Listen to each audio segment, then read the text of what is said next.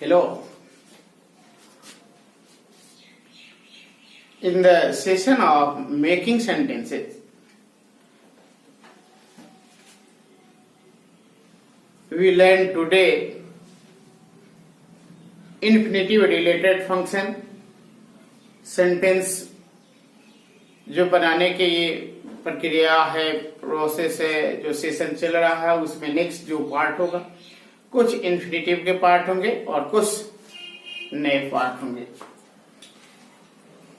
Making sentence हमने इससे एक नाम दिया है बस सेंटेंस फॉर्मेशन के लिए। हमने इन्फिनेटिव का यूज पढ़ा था, मुझे जाना है, I have to go. I have to go, मुझे जाना है, मुझे जाना है। और इसी का था आई हैड टू गो, मुझे जाना था।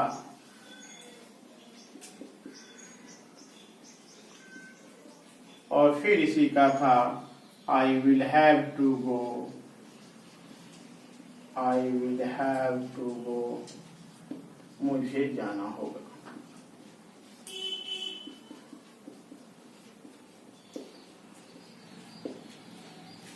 तो इसने प्रेजेंट को बताया, ये पास्ट को बताया और ये फ्यूचर टाइम को बताया।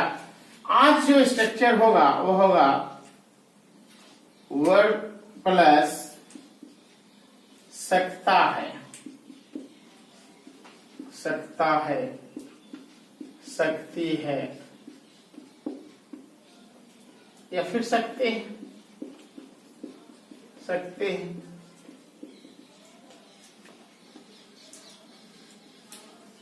वर्ड प्लस सकता है, सकती है, सकते हैं।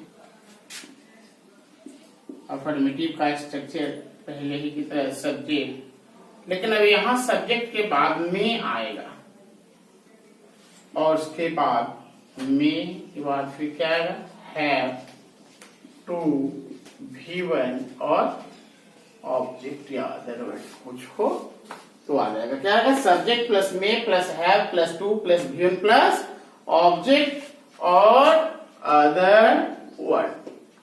ये स्ट्रक्चर होगा। अब सेंटेंस है तुम्हें जाना पड़ सकता है, तुम्हें जाना पड़ सकता है। You may have to go, तुम्हें जाना पड़ सकता है। और उसे इस काम को करना पड़ सकता है। अगर तुम वहां जा रहे हो तो खुद बनाकर खाना पड़ सकता है, तुम्हें पैदल आना पड़ सकता है, देर हो जाएगी तो पैदल आना पड़ सकता है, रात हो जाएगी तो ठहरना पड़ सकता है। और लगातार इसी तरह से सेंटेंस का हम प्रैक्टिस करते रहेंगे तो आराम से हमारी इंग्लिश कंप्लीट हो जाएगी। अब इसको कह लें कि तुम्हें मेरी बात मानना पड़ सकता है, या उसे नाचना पड़ सकता है। तो she may have to dance, she may have to dance, उसे नृत्य करना पड़ सकता है, उसे नाचना पड़ सकता है। इसी का जब इंट्रोगेटिव बनाते हैं, जब इंट्रोगेटिव सेंटेंस बनाते हैं तो प्रीवियस जो स्ट्रक्चर आप देखे हैं, और अगर नहीं देखे हैं, नहीं पढ़े हैं तो आप प्रीवियस वीडियो को देखेंगे। तो क्या है, जब इंट्रोगेटिव की बात करते हैं, इंटरोगेटिव की बात करते हैं तो ये मे को पहले ले आते हैं, फिर सब्जेक्ट, फिर हैव और फिर two plus V1 plus object question mark. तुम्हें भी, उसे भी, लड़कों को भी, शिक्षकों को भी, कुछ भी, मतलब जिसमें भी है इंट्रोगेटिव करना है। क्या मुझे भी पैसा देना पड़ सकता है? मुझे भी पैसा देना पड़ सकता है, पड़ सकता है, पड़ सकता है। तो क्या आएगा? मे आई हैव टू पे मनी, पे मनी। और गिव मनी का भी यूज करेंगे। तो इस तरह से करेंगे। अब यही जो है सेंटेंस में, अब किसी तरह के बहुत सारे सेंटेंस को मिलाकर हम बना सकते हैं, बहुत सारे सेंटेंस कर सकते हैं। उसके लिए हमने कनेक्टेड एक दिन थोड़े से बताए थे, नेक्स्ट फिर उसको बताऊंगा। जैसे कहा, क्या तुम जानते हो? Do you know? Do you know? He may have to go also. और अल्सो हम पहले भी यूज कर सकते हैं। Do you know he may have to go also? क्या तुम जानते हो उसे भी जाना पड़ सकता है? क्या तुम जानते हो उसको भी जाना पड़ सकता है? अब इसी को हम क्या बोले? नेवर। क्या? I never hope, I never hope. या फिर कह सकते एक्सपेक्टेड, आई नेवर एक्सपेक्टेड सो। मैंने कभी ऐसा सोचा नहीं था, मैंने कभी ऐसा सोचा नहीं था। क्या सोचा था? क्या नहीं सोचा था? I never hoped, I never thought, I never expected. क्या कह सकते हैं कि I never hope, I never hope that he may have to do such work। मैंने कभी ऐसा सोचा नहीं कि उसे ऐसा काम करना पड़ सकता है। तो इस तरह के सेंटेंस को जो बताना हो तो हम मे का यूज करते हैं और पूरी स्ट्रक्चर को एंजॉय करेंगे। कोई भी स्ट्रक्चर इसमें कमी नहीं रहेगी। टोटल कंप्लीट स्ट्रक्चर जितने भी हैं वो सबको हम एंजॉय करेंगे और मजा लेंगे। आज नहीं तो कल देना तो पड़ सकता है। विदर टुडे और in future it may have to pay. तो इस तरह से सेंटेंस है, इसका यूज करते हैं। सेंटेंस बनाना पड़ेगा, प्रैक्टिस करना पड़ेगा तो जाके होगी। अब थोड़ी सी सेंटेंस में चेंज करते हैं, थोड़ी सी सेंटेंस को चेंज करते हैं और थोड़ी सी स्ट्रक्चर चेंज करते हैं। अर्थ वही, थोड़े से अर्थ के अंतर आते। अब यहां मे की जगह अगर माइट हो, subject plus might plus have plus two plus V1 plus object. अब यह भी क्या है? वर्ब पढ़ सकता ही है, वर्ब प्लस सकता है। पढ़े है, पढ़े। क्या उसको घर जाना, हो सकता है कि उसको घर जाना पड़े। He might have to go to house। क्या है जी? हो सकता है उसे घर जाना पड़े, उसे घर जाना पड़े। निगरानी ने उसको पकड़ लिया है, हो सकता है उसे त्याग पत्र देना पड़े। झगड़ा बहुत भयंकर हुआ है, हो सकता है उन्हें पुलिस को बुलाना पड़े।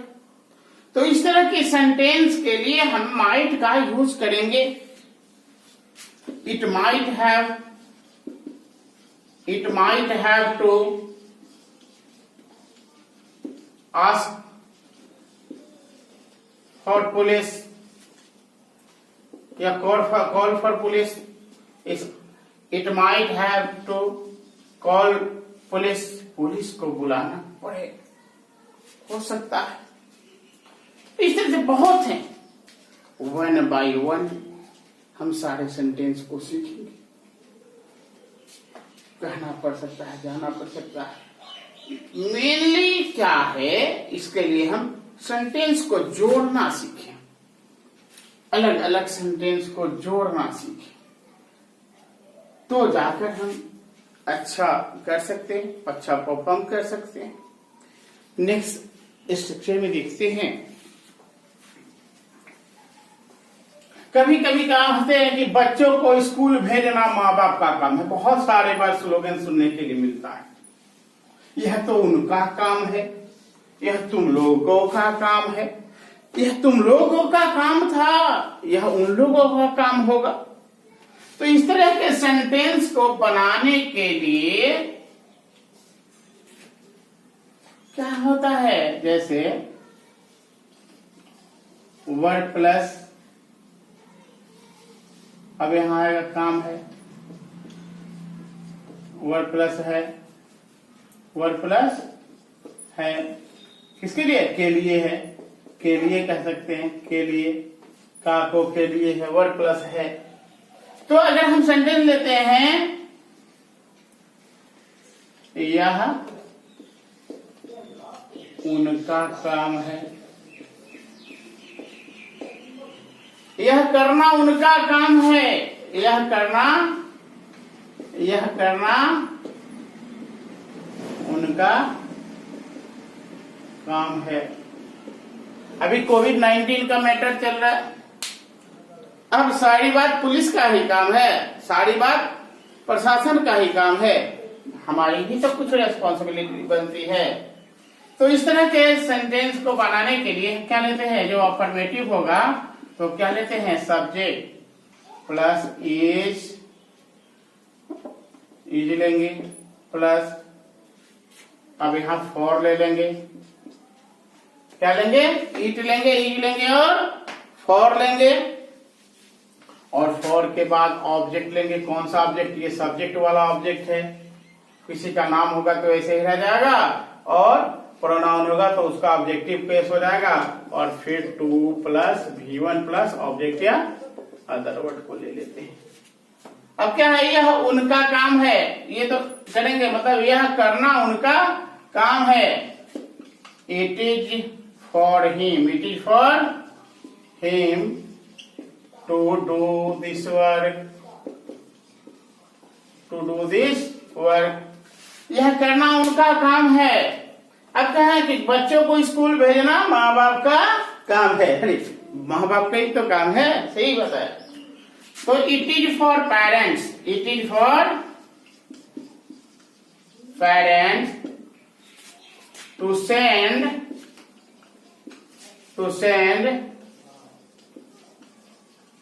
children at school, to send children at school, बच्चों को स्कूल भेजना, बच्चों को विद्यालय भेजने का काम किसका है, माता पिता का है। बच्चों को विद्यालय भेजने का काम, विद्यालय भेजने का काम माता पिता का है। किसका है जी, माता पिता का है, माता पिता का है, यह काम माता पिता का है। तो अपने बच्चों को क्या करे, विद्यालय भेजे। अब इसी का जब हम इंट्रोगेटिव करते हैं तो ये इज बाहर आ गया, इज, इट, फॉर, और बाकी जो जैसे है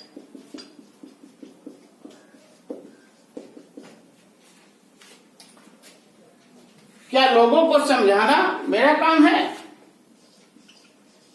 is it for me, is it for me to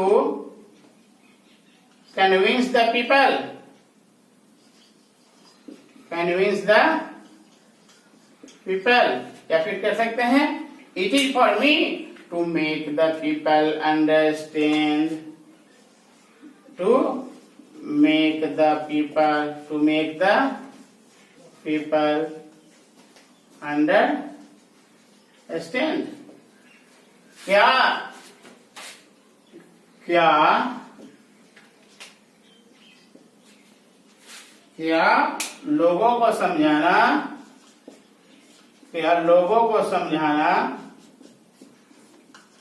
लोगों को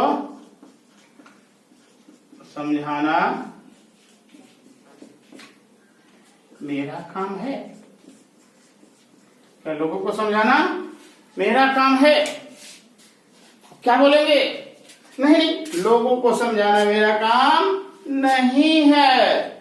no, it is not for me. No, it is not for me to make the people convince, to make the people understand. तो लोगों को समझाना मेरा काम नहीं है। It is not for me to call the police. Police को बुलाने का काम मेरा नहीं है। How is it not for you to do this work? क्यों? कैसे यह आपका काम नहीं है, यह काम करना आपका नहीं है। तो इस तरह से हम सेंटेंस को बनाते हैं। तो ये प्रेजेंट के लिए होता है। और यही बात इंट्रोगेटिव, नेगेटिव और कुछ सेंटेंस के साथ जब हम जोड़कर करते हैं, क्या तुम जानते हो कि यह काम उनका है, यह करने का काम उनका है, ऐसा करना उनका है, यह उनका काम है। तो do you know that it is for him to do such work, to do this work. पढ़ने का काम मेरा नहीं है, पढ़ाने का है। क्या कहेंगे? It is not for me to study but to teach. मेरा काम पढ़ना नहीं है, मेरा काम पढ़ाना है। तो क्या कहेंगे? But don't forget to convince how to study, how to study. मतलब यह आपका काम है। यह मत बोलिए कि उनको कैसे पढ़ना है, कैसे प्रिपेयर करें, कैसे प्रिपरेशन कैसे होगी। यह वर्क किसका है? टीचर का है, ऑफ कोर्स। तो इस तरह से हम बना सकते हैं। यह किसका काम है, समझ में भी आ रही होगी। नेक्स्ट, अगर इसी बात को अगर हम पास्ट के लिए करते हैं, यही बात अगर हम पास्ट के लिए करते हैं कि यह उनका काम, यह करना उनका काम था, यह करना उनका काम था। अब यह था है क्या मतलब क्या होगा? था हो जाएगा। पास्ट की बात करेंगे, बस यहाँ जो इज है वह वॉज हो जाएगा, बाकी सब वही हो जाएगा। It was for him to do this work. बच्चों को विद्यालय भेजने का काम माता पिता का था। सभी सेंटेंस वही हैं, बस ऑक्सिलरी चेंज करेंगे, कहानी बदल जाएगी और ये पास्ट टेंस हो गई। ये सभी पास्ट टेंस में हो गए, बाकी सारी बातें वही हैं, बस इसकी मीनिंग बदल गए, इसके मीनिंग बदल गए। क्या लोगों को समझाना मेरा काम था? क्या लोगों को समझाना मेरा काम था? ये कितना आसान है इंग्लिश। इतनी आसानी से हम अपनी बातों को रख सकते हैं, हम बता सकते हैं लोगों को कि किस तरह से हम क्या चाहते हैं, हमारे अंदर की कैसी फीलिंग्स है। नॉर्मल हम इस सारे चीजों को बता सकते हैं। और अगर यह बताना आ गया मतलब बोलना आ गया, we learn how to speak, कैसे बोले। बोलना तो आता ही है, बस सही सही कैसे बोले, कहाँ बोले, कब बोले और कितना बोले। सही बोलने का तरीका क्या होता है, यही हमें सीखना होता है।